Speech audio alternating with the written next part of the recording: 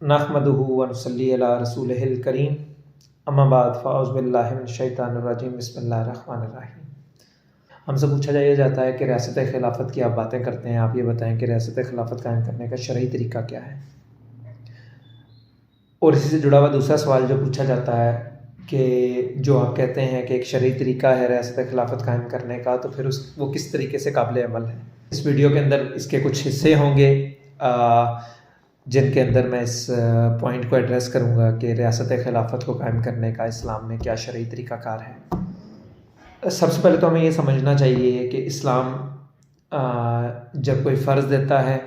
تو اس فرض کے ساتھ ایک طریقہ کار بھی دیتا ہے۔ یعنی مثال کے طور پہ اسلام نے نماز کا فرض دیا تو ساتھ ایک طریقہ کار بھی دیا کہ اس طریقے سے نماز ادا کرنی ہے۔ اب اگر آج کوئی شخص آپ کے سامنے آئے اور وہ نماز پڑھنا چاہے تو وہ ایک خاص طریقہ کار کے مطابق نماز پڑھے گا۔ اب اس طریقہ کار میں کچھ چیزیں سب کے درمیان کامن ہیں، میجورٹی آف چیزیں سب کے درمیان کامن ہیں، کچھ پہ اختلاف ہے، لیکن وہ اختلاف بھی اس بنیاد پہ نہیں ہے کہ میرا دل کر رہا ہے تو میں ایک نئے طریقہ ایڈ کر دوں یا کوئی چیز نکال دوں۔ مثال کے طور پہ بندہ یہ نہیں کہہ سکتا کہ میں 2 سجدوں کی بجائے 3 سجدے کرنا چاہتا ہوں یا 4 سجدے کرنا چاہتا ہوں، کیونکہ سجدہ کرنے کا تو بہت ثواب ہے، تو میں چاہتا ہوں کہ میں ایک رکعت میں 3-4 سجدے کروں۔ آپ کو امت میں ایسا کوئی گروہ نظر نہیں آئے گا جو یہ اختلاف رکھتا ہو کہ نماز کے اندر جو ہے وہ 4 سجدے یا 5 سجدے یا 6 سجدے کرنا الاؤڈ ہے ایک رکعت کے اندر۔ اسی طرح رکوع، کوئی گروہ یہ نہیں کہے گا کہ رکوع کے بغیر نماز ہو جاتی ہے۔ لوگ رکوع کے متعلق جو ہے وہ بڑی سب کی نماز کے اندر جو بھی مسالک ہیں وہ جب نماز پڑھتے ہیں ان کے اندر رکوع سجود یہ کامن ہے، کافی ساری میجورٹی آف چیزیں کامن ہیں۔ پھر ہیں کچھ چیزیں جن کے اوپر وہ اختلاف کرتے ہیں، جس طریقے سے رفع دین ہو گیا کرنا چاہیے کہ نہیں کرنا چاہیے، آمین بالجوہر ہو گیا کرنا چاہیے کہ نہیں کرنا چاہیے، ان کے اوپر وہ آپس میں اختلافات کرتے ہیں۔ اب اس اختلاف کی بنیاد اور اس کی نوعیت کیا ہوتی ہے؟ ہمیشہ اس اختلاف کی بنیاد چاہے وہ کوئی بریلوی ہو، چاہے دیوبندی ہو، چاہے اہل حدیث ہو، چاہے کسی اور مسلک سے ہو، وہ جو اختلاف کر رہا ہوتا ہے اس کے لیے ایک دلیل پیش کر رہا ہوتا ہے۔ کوئی یہ نہیں کہے گا کہ میرا دل کرتا ہے رفع دین ہونا چاہیے اور میرا دل کرتا ہے کہ رفع دین نہیں ہونا چاہیے، بلکہ ہر کوئی ایک جو بھی نماز کے اندر وہ کچھ کرنا چاہتا ہے یا نہیں کرنا چاہتا اس کی وہ دلیل دے گا۔ اس طرح آپ دیکھیں گے رفع دین کرنے والوں کے پاس بھی دلیل ہے، رفع دین نہ کرنے والوں کے پاس بھی دلائل ہیں، آمین بالجوہر کے دلائل ہیں، فاتحہ حلف امام کے دلائل ہیں، تو ہر قسم کے اختلافات کے لیے دلیل دی جاتی ہے۔ تو طریقہ کار جو ہے وہ شرع نے متعین کیا، اور اگر کوئی سمجھتا ہے کہ اس طریقے کے اندر یہ نہیں بلکہ یہ ہے تو وہ اس کے لیے دلیل دے گا۔ یہ ایک نارمل پروسیجر ہے شرع کے اندر کسی بھی فرض کا طریقہ اسٹیبلش کرنے کا۔ یہی روزے کے متعلق ہے کہ روزے کے متعلق جب لوگوں نے ایک خاص طریقہ اپنایا تو اس کے لیے دلیل دی، حج کے لیے دلائل دیے۔ اب تمام فرائض جب ان کی ڈسکشن آتی ہے تو لوگ اس کے لیے دلیل دیتے ہیں۔ کوئی شخص بھی آپ کو نہیں ملے گا جو کسی بھی فرض کے اندر کہہ رہا ہو کہ میرا دل کرتا ہے کہ یہ ایسے کر لیں، بلکہ جو سٹینڈرڈ رہے گا وہ دلیل رہے گی۔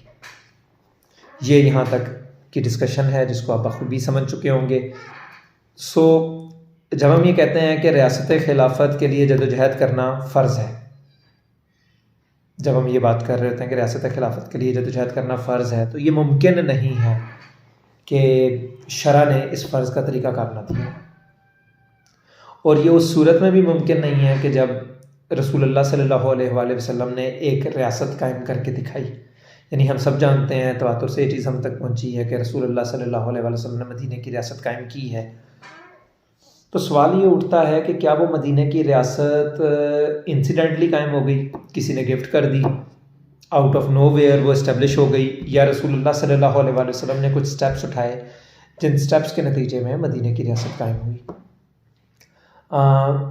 اسلام میں ایک بار ریاست قائم ہوئی اور رسول اللہ صلی اللہ علیہ وآلہ وسلم کا جو مکی دور تھا اس میں ایک سٹرگل سٹارٹ ہوئی، اور مکی دور کا جو اینڈ ہوا وہ ایک ریاست کے قیام کی صورت میں ہوا کہ ہمارے سامنے ایک ریاست مدینہ وجود میں آئی۔ آج جب کوئی یہ کہتا ہے کہ وہ ریاست اسٹیبلش کرنا چاہتا ہے تو وہ ریفر کرتا ہے ریاست مدینہ کو، وہ کہتا ہے ہم ریاست مدینہ قائم کرنا چاہتے ہیں۔ یہ ریسنٹلی فنومینا کافی زیادہ انڈر ڈسکشن رہا ہے کہ جب بھی کوئی اسلامی ریاست قائم کرنا چاہتا ہے تو وہ اس ریاست مدینہ کی طرف ریفر کرتا ہے۔ اب اس میں 2 ڈسکشن جنریٹ ہوتی ہیں، ایک ریاست مدینہ تھی کیا، یہ ایک ڈسکشن ہے، اور ایک ریاست مدینہ قائم کیسے ہوئی۔ ہم آج ڈسکشن کریں گے ریاست مدینہ کے قائم ہونے پہ کہ ریاست مدینہ قائم کیسے ہوئی۔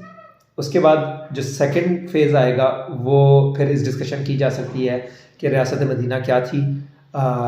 اس کے اندر کیا نافذ ہو رہا تھا، اس کا معاشی نظام کیا تھا، اس کا معاشرتی نظام کیا تھا، اس کی عدالتی سسٹم کیا تھا، اس کے اندر وہ خارجہ پالیسی کی اس کی بنیاد کیا تھی، اس کے داخلہ پالیسی کی بنیاد کیا تھی، یعنی وہ تمام نظام اور پالیسیز کی بنیاد کیا ہوتی تھی، اور تمام نظام اور پالیسی جو اس کو ایک ریاست بناتے تھے وہ تھی کیا. اس پہ ہم ایک ڈسکشن کریں گے. لیکن آج جو ڈسکشن کا موضوع ہے وہ موضوع ہے کہ رسول اللہ صلی اللہ علیہ وآلہ وسلم کو وہ ریاست حادثاتی طور پہ مل گئی، کسی نے گفٹ کر دی، out of no where establish ہو گئی، یا رسول اللہ صلی اللہ علیہ وسلم نے کچھ سٹیپس اٹھائے جن کے نتیجے میں مدینہ کی ریاست قائم ہو گئی. تو جب ہم نبی صلی اللہ علیہ وآلہ وسلم کے